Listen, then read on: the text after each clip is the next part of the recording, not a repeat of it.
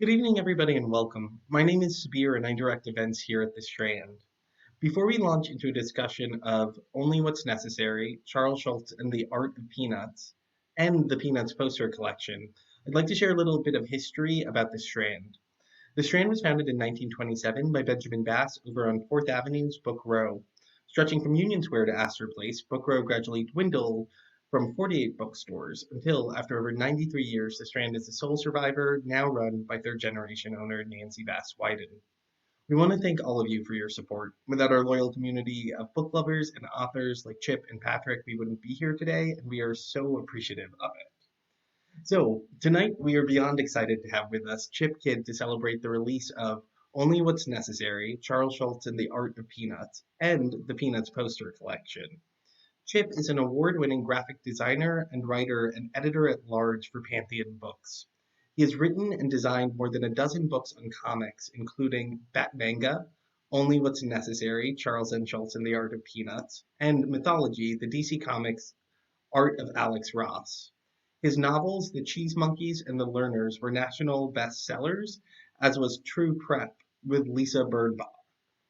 Other books include Go, A Kid's Guide to Graphic Design, and Marvelocity, the Marvel Comics Art of Alex Ross. Chip lives in New York City. Visit him online at chipkid.com and chipkid on Instagram. Joining Chip in conversation is Patrick McDonnell. Patrick is the best-selling author, illustrator, playwright, painter, animal activist, and creator of the comic strip Mutts, which appears in more than 700 newspapers around the world. He has received numerous awards internationally, including the Reuben, the highest honor given by the National Cartoonist Society. He lives in New Jersey. So, without further ado, please join me in welcoming Chip and Patrick to the stage. Hi, Chip. Hi, Patrick. Hi, everybody. My name is Chip. Thank you for that lovely introduction. That was really, really, really sweet. And I just want to thank the Strand bookstore, which is one of the best bookstores in the world. Please come and visit when you can. It's truly an incredible New York institution and an incredible book institution. It's just a great place and great people and tons of wonderful books. And so it's I'm honored to be here being represented by them. And Chip, thanks for inviting me to be part of this. I'm such an admirer of all your work and all your books. And obviously I'm a Peanuts lover, so this is extra special for me. Well, and Patrick, as all of you out there know, is arguably the best comic strip artist working today. And with his comic strip Mutts, M-U-T-T-S, and he released a book last year on the art of Mutts and called The Art of Nothing, correct? Yeah, The Art of Nothing. 25-year anniversary compared to the 70th anniversary of Peanuts. And so yes, it's an honor to be appearing here with you. And Patrick, you knew Charles Schultz for many years. How did you meet him, and when did you meet him? The greatest thing about becoming a cartoonist is I got to meet my hero and become friends. And boy, Charles Schultz was everything you'd want the guy who drew Peanuts to be, just the nicest, funniest guy. And I met him before I drew Mutts. Before I drew Mutts, I was a magazine illustrator, and I did a comic strip for Parents Magazine called Bad Baby. And I had a collection, and a friend of his showed him the collection, and he liked it. And we went to California and actually got to meet him. And meeting him really, I wanted to be a cartoonist my whole life, and that kind of really pushed me over the edge to finally try it and come up with Mutts. And probably a year later, I finally did Mutts. And he was essential. I didn't know what to name the dog in my strip, and he told me I should name him after my own dog, Earl. And I thought he might know what he's talking about, so I took his advice. But isn't it true, though, that Snoopy was not the name of Schultz's dog when he was a kid? Yeah, and it's funny. His dog was Spike. Yeah, Right. Spike. Yeah, and didn't look like Snoopy at all. So that is kind of funny. Yeah. Well, yes, I'm very. I don't know if jealous is the word, but certainly one of my great regrets in life, and thankfully I don't have too many of them, was I did not get to meet Mr. Schultz, who definitely was a hero.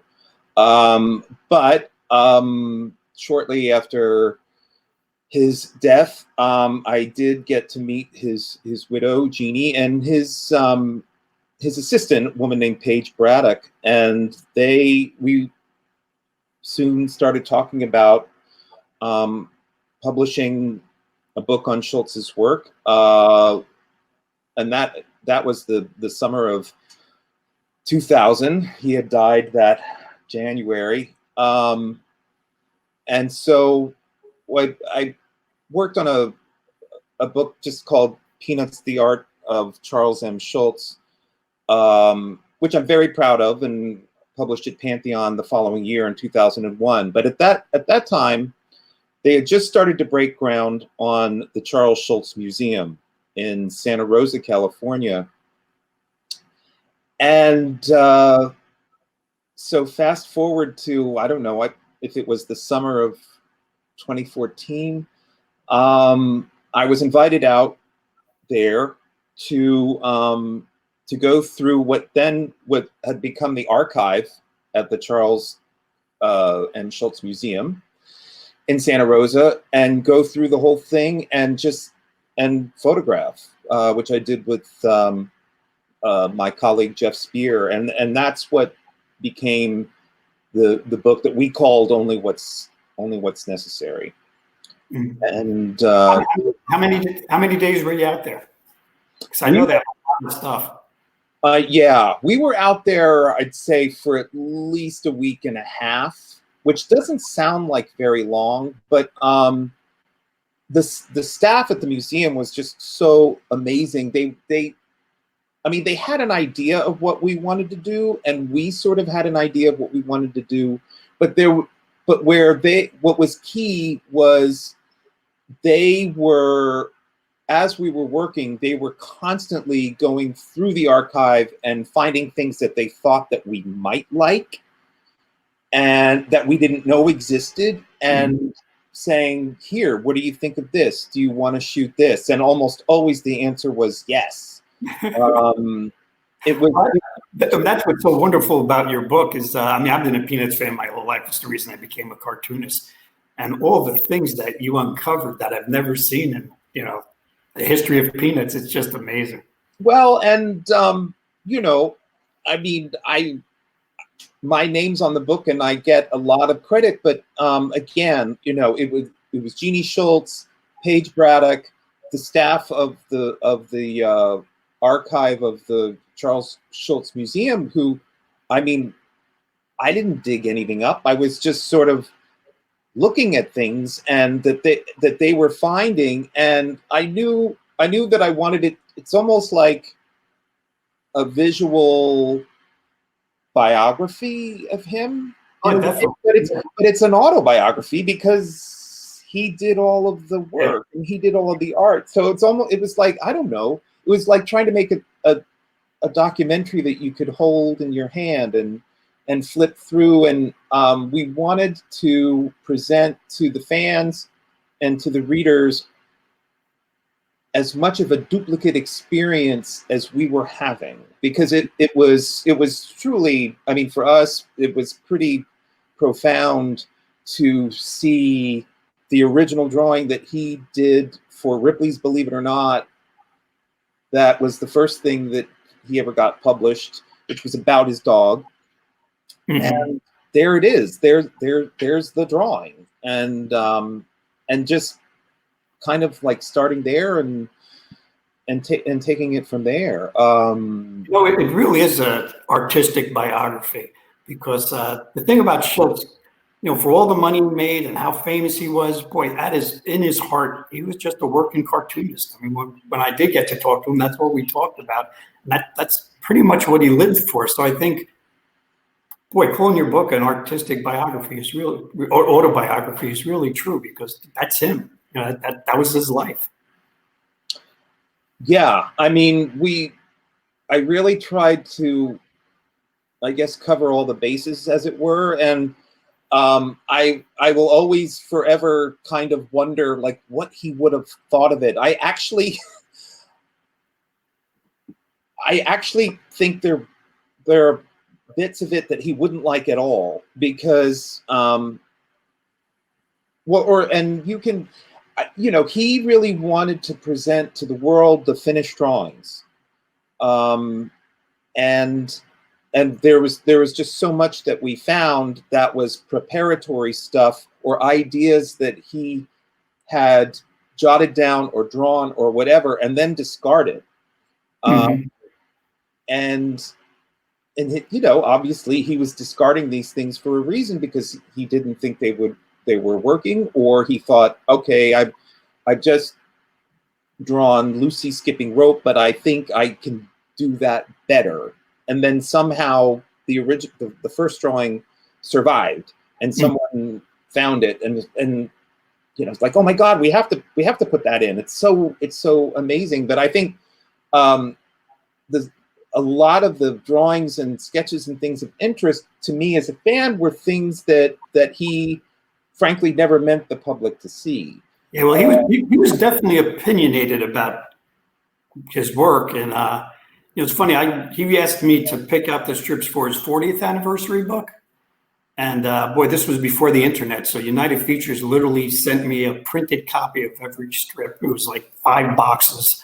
Wow. Huge boxes of strips that I had to go through. But he told me if it was up to him, I wouldn't publish anything before 1960. Yeah.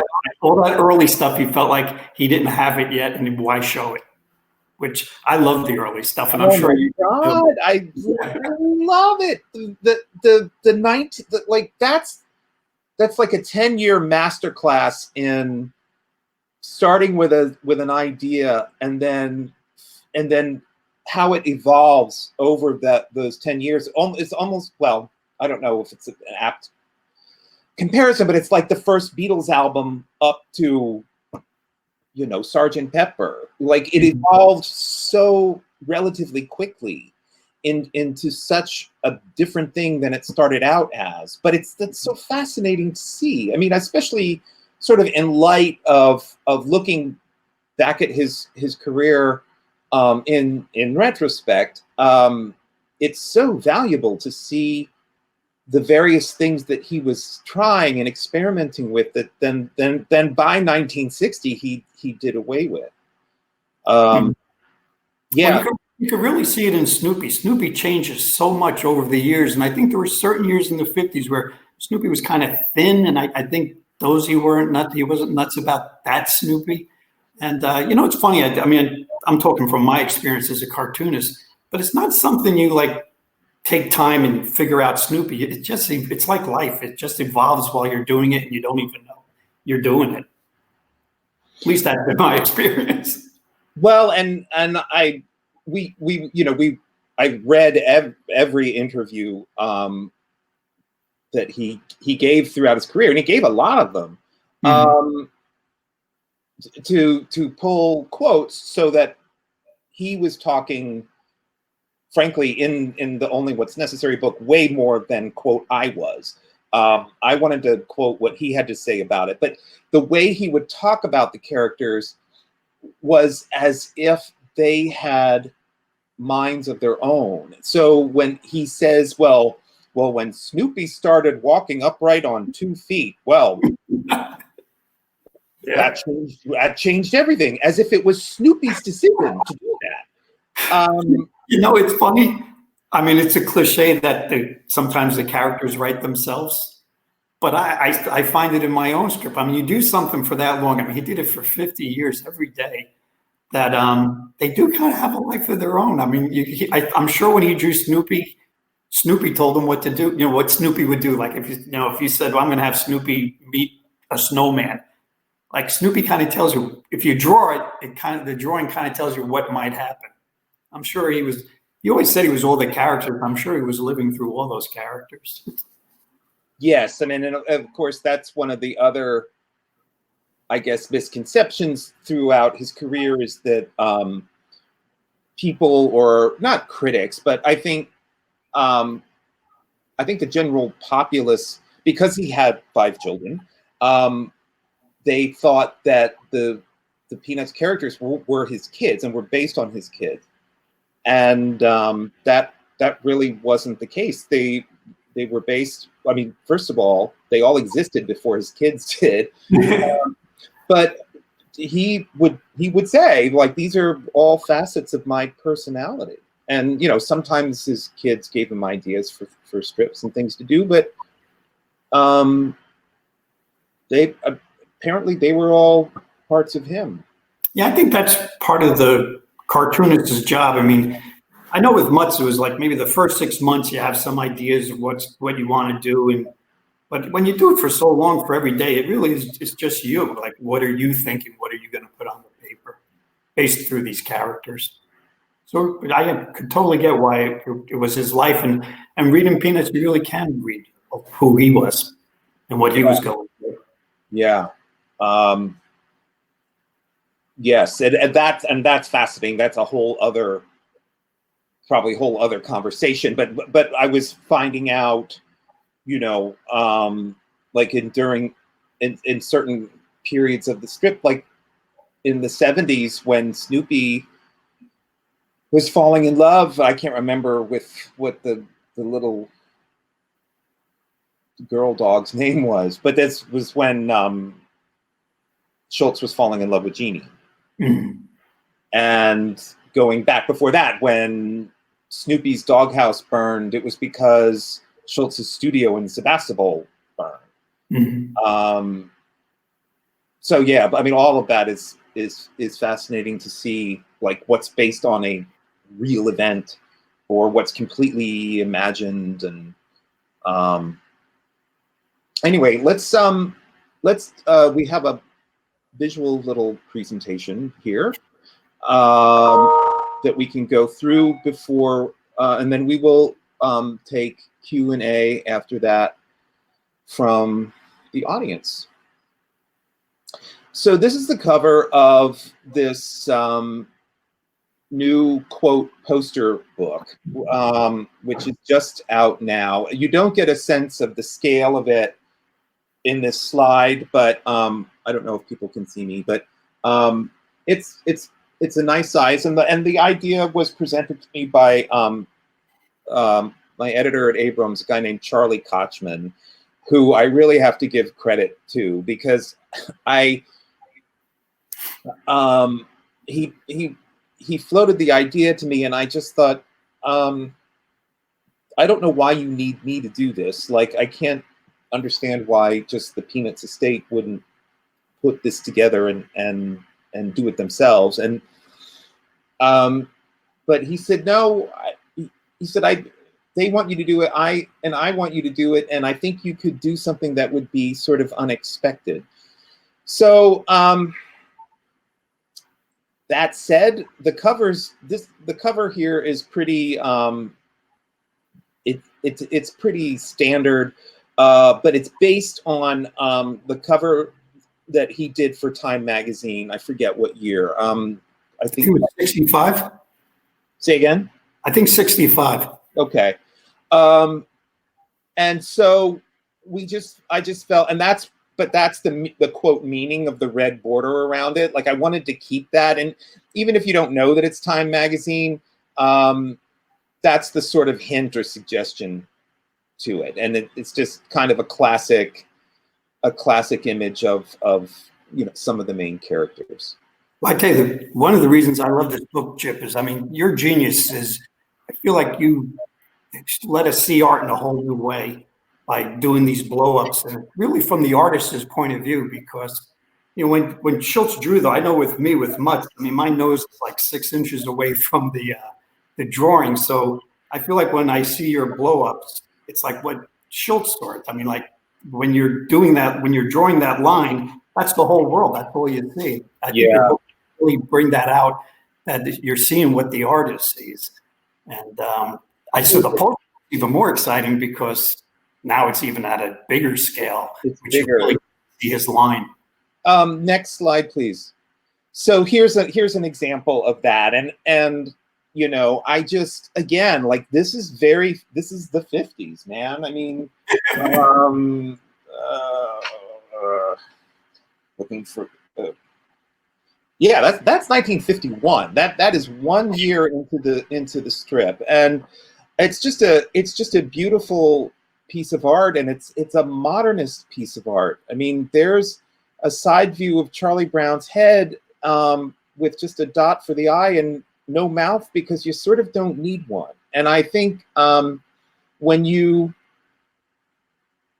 force the reader or the viewer to literally to look closer at something like this, I think you do start to see it in a whole other way. Well, for me, I discovered, you know, for this talk, I really looked at the poster book and the 70th anniversary book. And a new thing I discovered, which I'm nuts about now, is look at Charlie Brown. He's floating. He's floating, and there's a shadow of him on the sidewalk, which just emphasizes even more that he's floating. And that's just so cool. And for all the years I've looked at Peanuts, I really wasn't aware of that. And then I started looking at your book, and they float a lot. Yeah. It's really, really sweet. Next slide. Okay, so I just love this as a comic book geek. And I keep having to explain to civilians throughout my career the difference between a comic strip and a comic book. And they look at, you know, usually depending on who I'm talking to, they look at me like I have two heads. Like, it's all the same. I'm like, no, it's not. But this was the first Peanuts comic. Well, this was the first Peanuts comic book, and Schultz's first Peanuts comic book cover. You know, it's just, I mean, it's hilarious. The fire screen is the backdrop, and they're playing baseball indoors. But what you find inside of this is that it was just a collection of the strips, and through But in color. Yes, in color, which is actually kind of cool, kind of interesting. This comic book, by the way, is like super rare, and every now and then when I'm walking around in San Diego Comic-Con, the comic book dealers, somebody will have this, you know, like encased in plexiglass for like $20,000 or something. But it's just a real treat of an image, and just to see Snoopy again, like a little puppy. And you know what I love about this? This was the years he was actually doing like modern furniture. And so I love those strips where he did some great looking modern furniture. But, you know, then it goes to your title, Only What's Necessary. I think he slowly evolved to realize he doesn't need to show that much furniture to, you know, that the characters were more important. And the other thing that's interesting about this image is that it's a 3/4 view. And that stopped by 1960 as well. And things really, really sort of flattened out in a very interesting way. Next slide, please.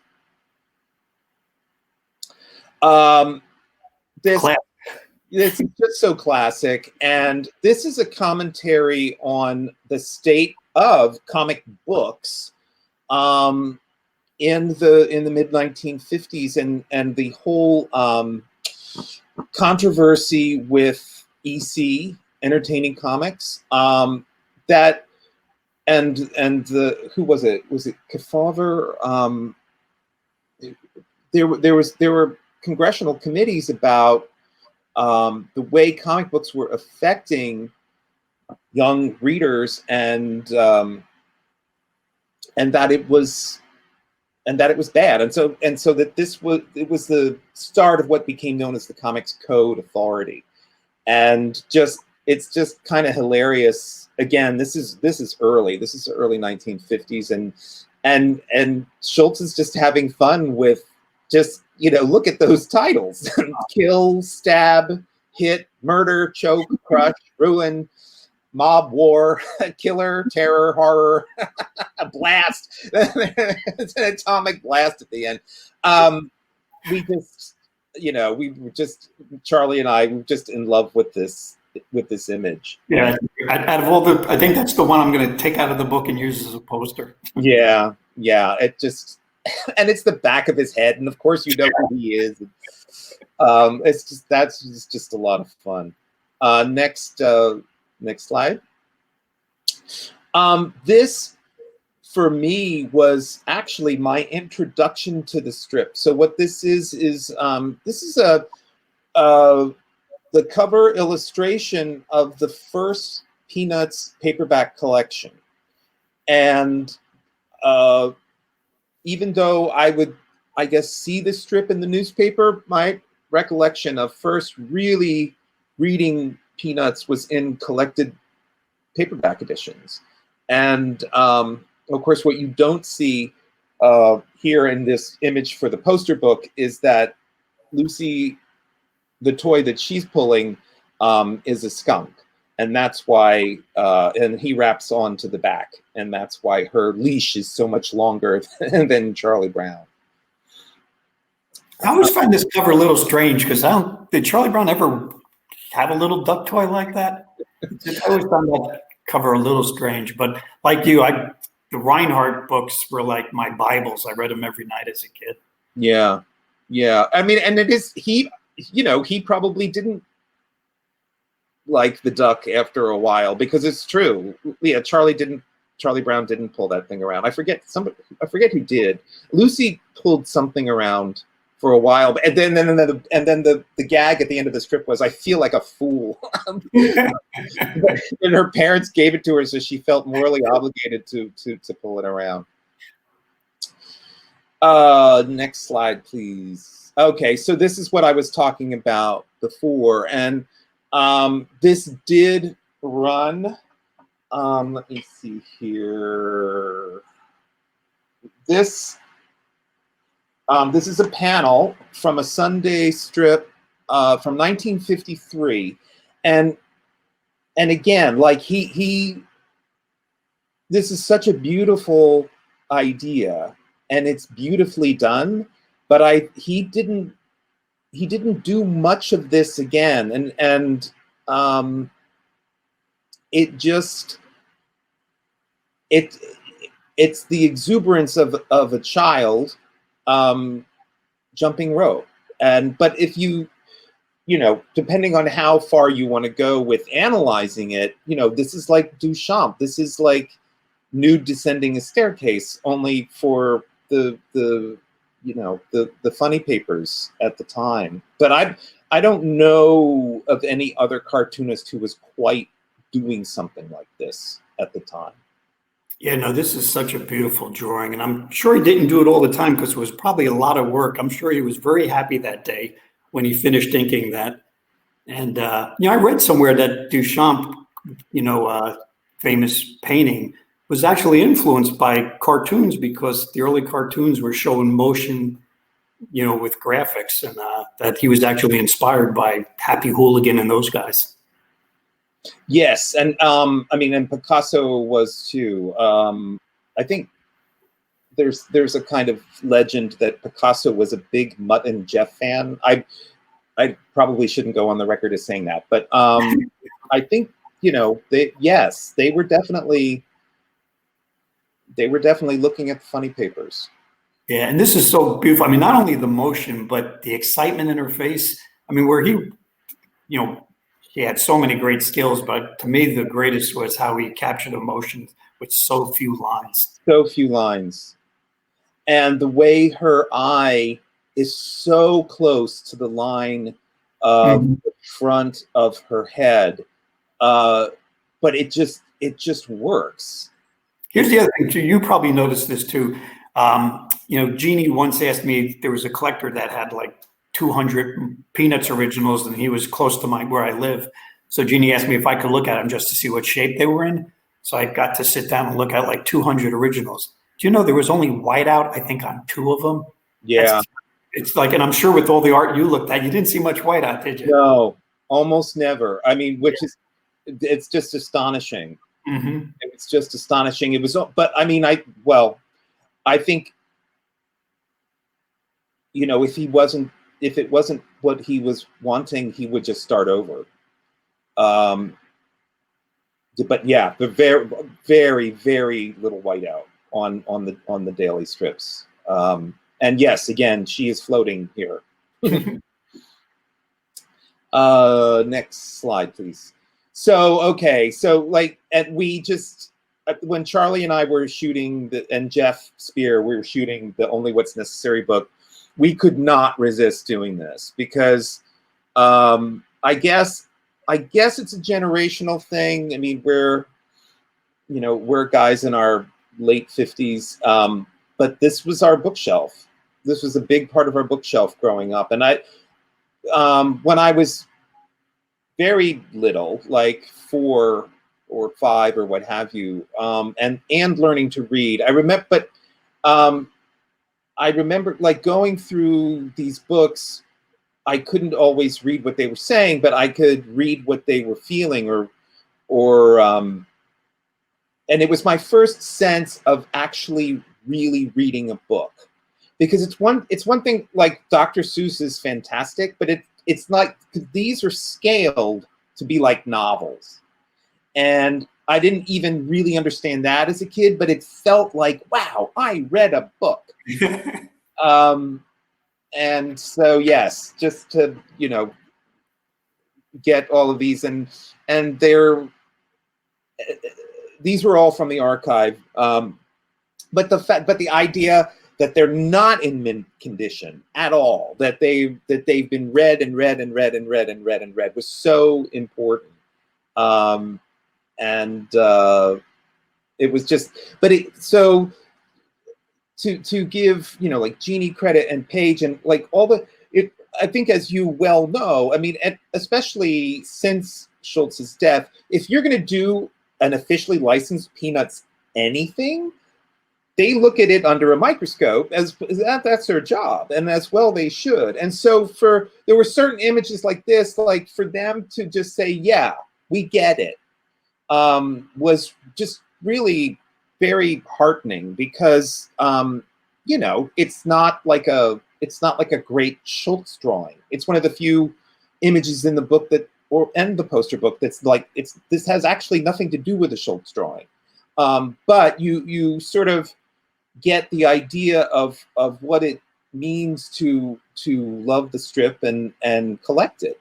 And so, yeah, I mean, we were just really grateful that everybody seemed to be on the same wavelength that we were in terms of, like fandom and how we wanted to represent that. Next slide, please. All right, so this is, okay. So this is an image in the poster book. It is the one image in the poster book that's not in the Only What's Necessary book. And the reason for that is not this past summer, obviously, but the previous summer, I was at San Diego Comic-Con, and there was a guy there. I mean, there was an art dealer there.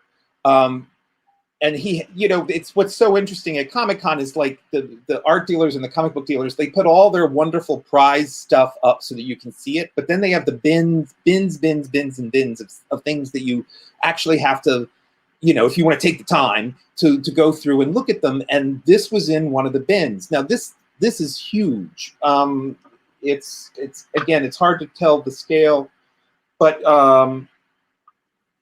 it's about, it's from an enormous newsprint pad. And it says on the back, from a Comic-Con sketch session, but he did not sign it. And so the question was, I mean, it looks real to me, but he didn't sign it. So how do we find out if it's real or not? And I took a picture of it, and at San Diego Comic-Con, and I texted it to Paige, Paige Braddock, and I said, "What do you think?" And she said, "Looks real to me." So I bought it. Looks real Chip. Yeah, I think, and then yeah, so I guess when he would do Comic-Con appearances, I guess in the 70s and 80s, and it was like what Winsor McCay used to do at the turn of the century. He would have a giant pad and just kind of demonstrate to the audience how he drew and how he sketched. I think the real giveaway here that it is authentic is just the slant of the eyes and then just the detail of the eyebrows. Well, you also can see just how free and flowing it is. It's not someone trying to do him, and no one, I think, would try to do it like that. I mean, that's definitely one of those fast chalk talk drawings. Yeah, and exactly. I met a woman who said she came to a school in like 1960 something and did a chalk talk. So I don't necessarily think it has to be a Comic-Con. It could have been in many different settings that he might be was drawing. Exactly. The other thing, again, studying the poster book before this talk, boy, those two hands are literally just curlicues. Yeah. I mean, the sucking thumb hand is literally a curlicue, and it totally works. Yeah. And it's a reminder, like when you're a kid, as we were, and we wanted to draw, the quote simplicity of the Peanuts characters is so deceptive, because when you actually try and draw them, forget it. It's like you one slight proportion that's off, and you can totally tell. And a perfect example is the Dell comic book stories, and we're getting, of course, geeky here. But for the series of Dell Peanuts comics in the 1960s, Schultz did do the covers, but he did not do the interiors. And it was the only time that, quote, official strips of the Peanuts characters appeared that Schultz did not draw. But he did not see them as what we would now call canon. He did not see them as like part of the strip, the actual strip itself. And you can just tell that he didn't do them because they're so off. Next slide, please. These are the Hungerford dolls, Hungerford Plastics Corporation, I believe 1958, and these were one of the first licensed products of Peanuts characters, but more, I guess, significantly, these were the first time that the Peanuts characters were offered to the fans in three-dimensional form. And I think they did a really nice job. Oh my, all his early licensing is fantastic. It is. He was so lucky. Every doll, just all the early stuff, somehow they really captured, I'm sure it was hard to capture them in 3D, but I love these dolls. You have a photograph of him with those dolls in the book? Yes. And I saw that in some magazine as a kid, and that drove me nuts because I didn't see those dolls in any store I went to. And I thought those were just his personal, he made those dolls for himself. And when I discovered years later that they were actual dolls, I went to flea markets for years. I got doubles of all of those guys. Yeah, I didn't even start to see them or knew they existed until I started going to flea markets like in high school. Yeah. And that was just really cool, but especially the faces. Like they got the faces right. The faces look like Schultz. Yeah, everything about him. And those other dolls, the dolls that were white vinyl were really, really nice too. Yeah. Okay, next slide. That's a great page. We had to put this in there, but this is also a detail of a cover of a collection. But now of course we are very much into the 60s, and this you just have to include this. Next slide. Just a great. Yeah, I mean, we could do it. We could have done an entire book of just these. But every so often, a panel would just kind of really stand out to us that just begged to, like we were talking about before, to be blown up. You know, that kite is Zipatone, man. Which he didn't call that often. No, he did not. No, he did not. That's when Snoopy was a dog. Yeah, like that. Yep, he's just being a dog, and he is. Yeah.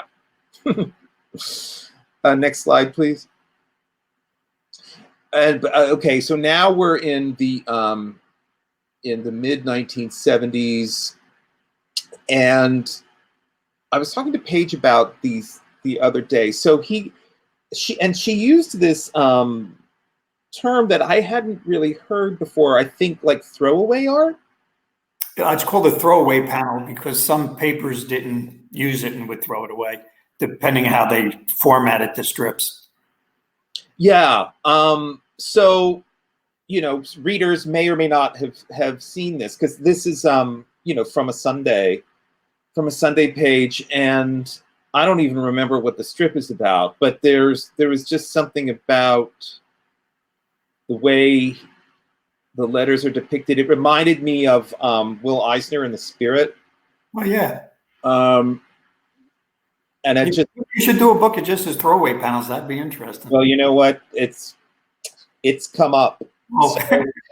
So, I think actually we are going to do that. Because you know, who knows who saw this or who didn't, and they're great. Inevitably, they're like terrific. Next slide, please. This is me indulging my Peanuts nerd collection.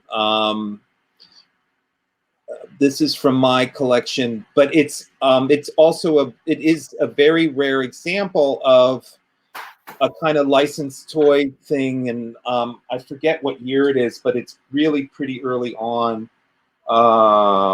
It's 1960, and wow. Yeah, exactly. So, I mean, on the one hand, it just looks like, well, yeah, sure. But on the other, this would have been the way that some kids actually did start to try and not draw Charlie Brown, but figure out how to do it, and the colored pencils and all of that. It just, yeah, I got this as an adult. I would have loved to have had it as a kid. I was just thinking the same thing. I didn't see that when I was a kid, but boy, I would have wanted that. Yeah.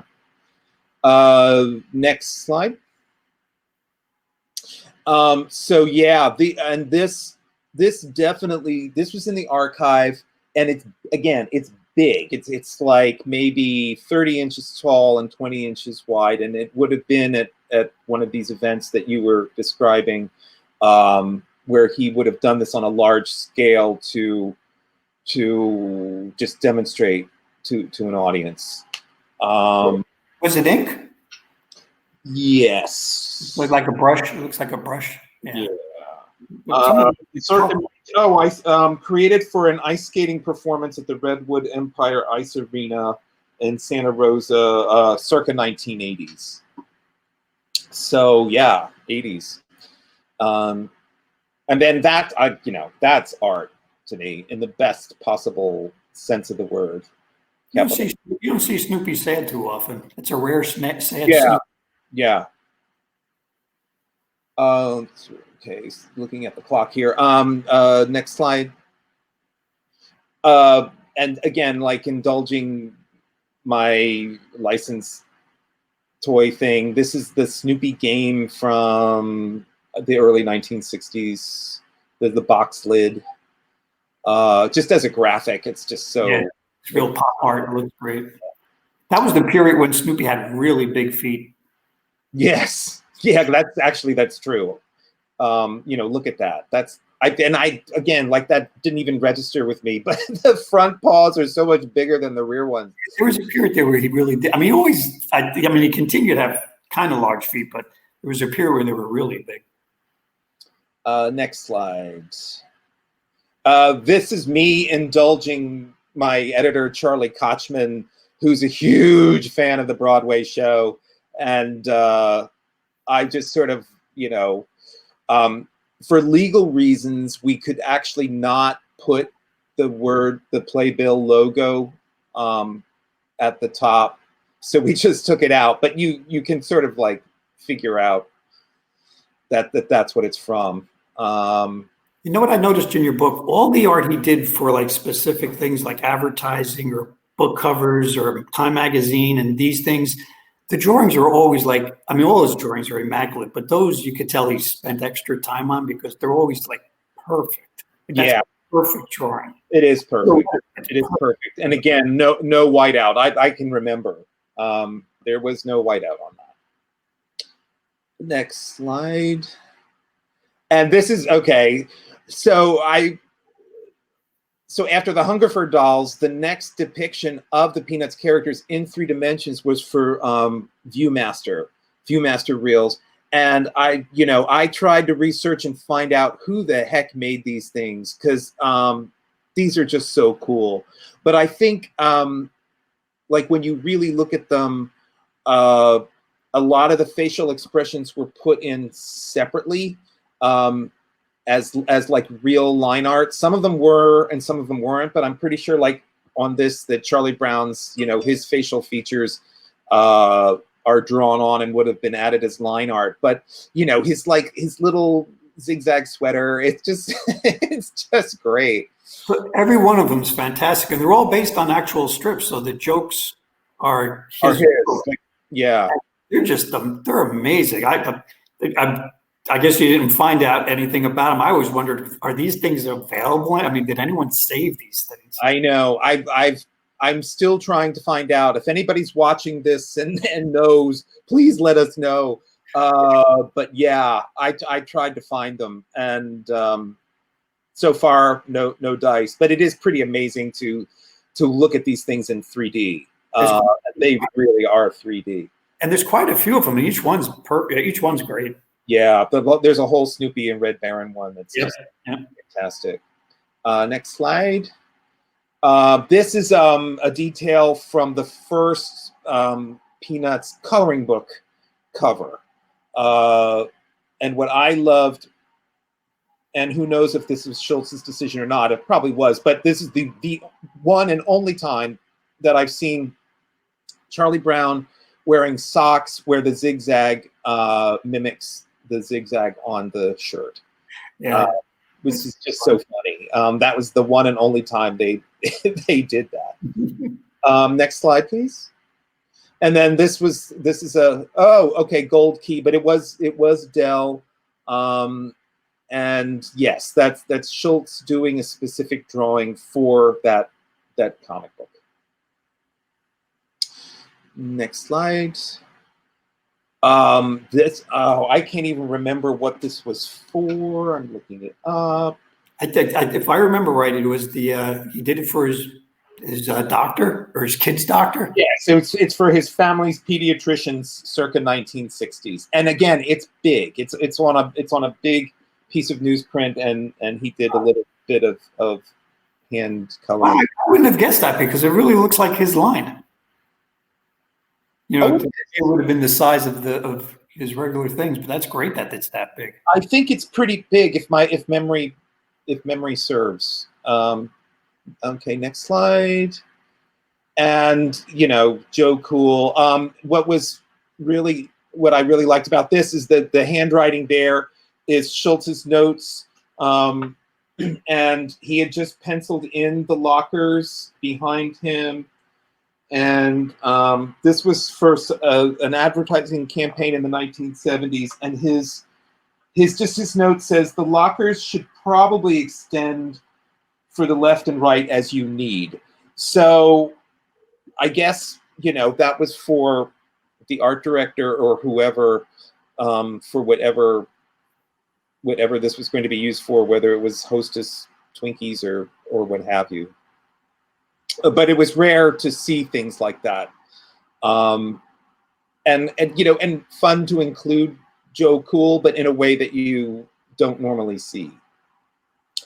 Next slide, and then yes, the whole story behind the Peanuts Christmas special is so great, and we wanted to put something seasonal in there. Peanuts is Christmas. You had to have a Christmas thing in there. I was happy that's how you ended the book. Yeah, and it was we realized we hadn't included Woodstock, so there he is. And I think that's the last slide. Are there more? Well, then, oh, okay. And this was actually a Christmas thing too that I think he did for Good Housekeeping. But that was a drawing. It was a series of drawings that he did specifically for them. They hadn't appeared anywhere else.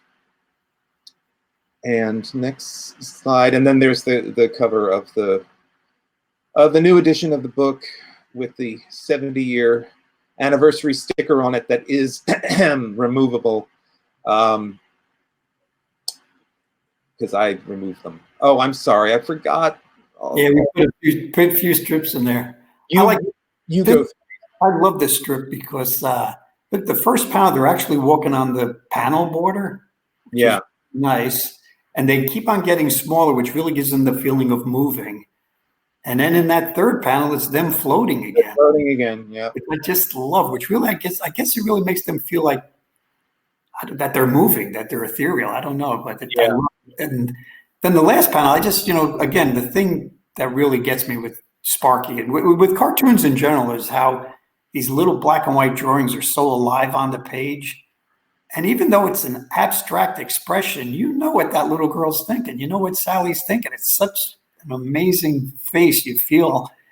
And then again, his lettering and the word balloon to just make it feel so sad. It's like just an amazing drawing. And that one leaf that's coming off the bottom of the tree.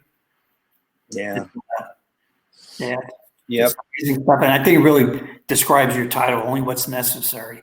Like you don't need to show that much to give a whole feeling of where you are and what's happening. Yeah, and utter despair. We've all been in that situation that she's in.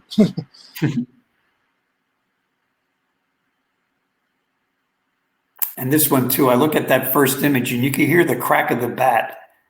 I mean, yeah. That pose, you could just feel the tension in that and the crack of the bat.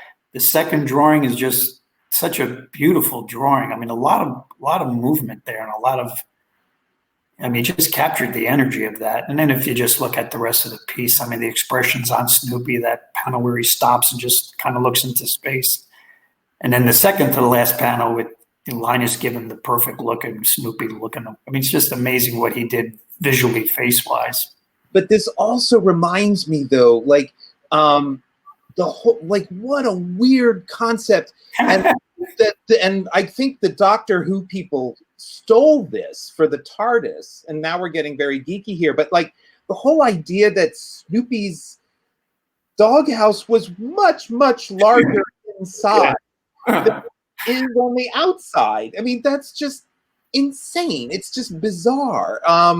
And then he used to talk about his Van Gogh, and I'm like, yeah. Who's Van Gogh? Because you're 8 years old, you don't know who Van Gogh is, and you go and look it up, and it's like, oh, some crazy Dutch painter. But yeah, I mean, in addition to all the stuff that you just said, which is totally true, just that kind of strange interdimensional thing of like you go in there and there's all that stuff in there.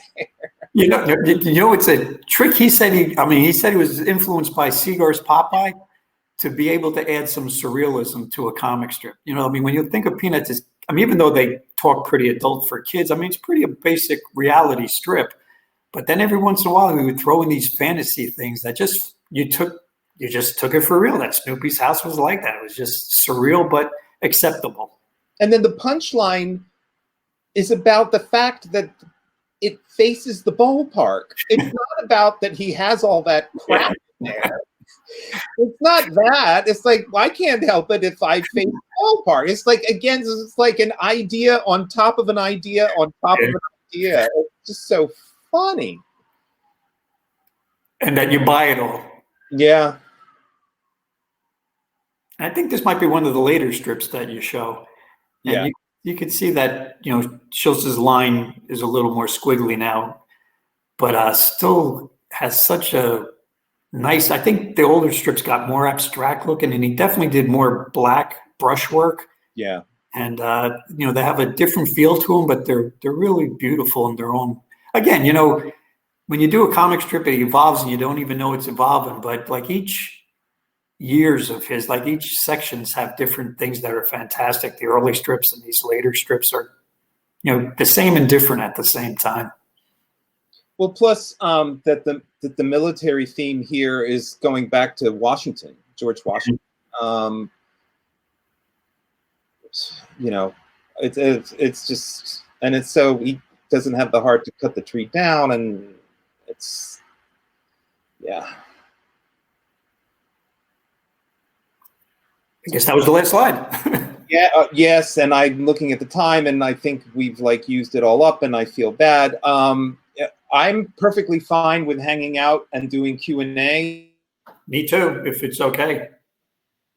Oh yeah, it's fine on our end. And actually, we only have a few questions, so I think we can do it without running too far over on your time. Great. Perfect. So our first question is from Dave, who asks, both of you, do you have a favorite among the specials and films?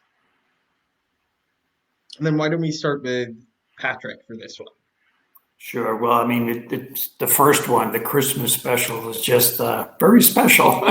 You know, I'm old enough that I watched it when it first appeared, and I mean, I was just a Peanuts fan to begin with, just reading the strip. But when those characters came alive on the screen, and the music was incredible, the story, everything about it, and it holds up today. I mean, you know what, 50 years later, how many years later? Just a wonderful work of art. And if you look at it, I mean, they didn't really capture his line, but they captured his, like, the heart of the strip. You know, they really captured the heart of the strip, which is more important when you're making art. Yeah, I mean, I totally agree. And I would urge anybody who doesn't know the making of story of the Christmas special, look it up, because it is amazing. It's just a prime example of CBS, of like a major network. They thought they were commissioning a certain kind of piece of art, and they got something that was completely different than what they thought they were going to get, and they tried to reject it. Because of the timing, they couldn't. And so the CBS was like, okay, we'll run it this one time, but that's it. Like there was so much about it that they hated. It doesn't have a laugh track. There are elongated moments of silence. Mm-hmm. What is it with this jazz music? Why is one of the main characters quoting extensively from the Bible at the end? What is this about commercialism in Christmas and condemning that? So they were just like, we hate this. We're going to run it. And then that's it. We never want to see you again. And kaboom. It just, you know, I love that. I love stories in the history of art or what have you, where the conventional wisdom is basically saying, no, this is awful. But the way it connects with the public and what it meant to them and how they embraced it is totally inspirational. Oh, that's a fascinating story. Sorry, I love that, because the movie's it's beautiful. Anyway, our second question is from Anonymous, and says, Woodstock is such an iconic character. Would you ever consider, or has anyone already done a piece on how he came to be and his development as a character? And and this question will be directed at Chip. Who will redirect it? That's a really, really, really good question. I could never figure out why his name was Woodstock, other than the obvious that it was based on the music festival, but then why is a bird called that, etc. I am sure that there's definitely literature on that, on where he came from and how he designed it. I don't know. In some areas of Schultz's work, I am something of an expert. Woodstock is kind of not one of them.